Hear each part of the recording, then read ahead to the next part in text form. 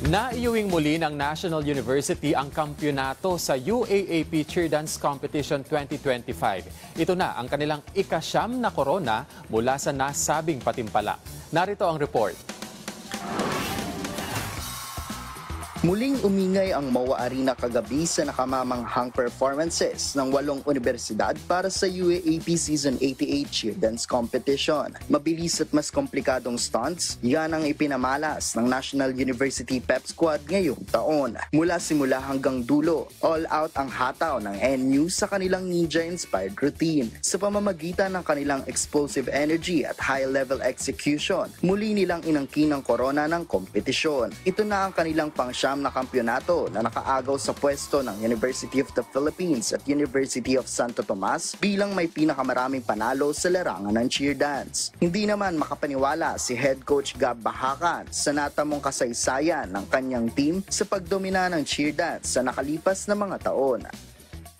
Di ko siya maisip na dadating kami sa point. Especially ako ay lumaki sa UAAP cheer dance talaga. I've been doing cheer since nandun ako sa college.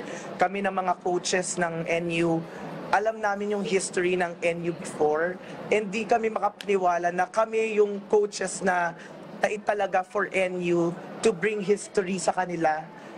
We're very grateful. Again, we're very grateful with her previous coaches and the present coaches na patuloy talagang pinapatibay yung programa ng NU Pep Squad. Hindi kami nagsasawang maging stagnant kung ano yung gusto lang, kung anong uso. We want to explore more, we want to create more for the community and for the sport. Dagdag pa ni Bahakan, disiplina at tiwala sa sistema. Yan ang itinuturing na pinakamalaking sikreto ng kanilang tagumpay. Sobrang kapit na kapit kami dyan sa lahat ng mga pinapaikot namin sa pyramid namin ngayon.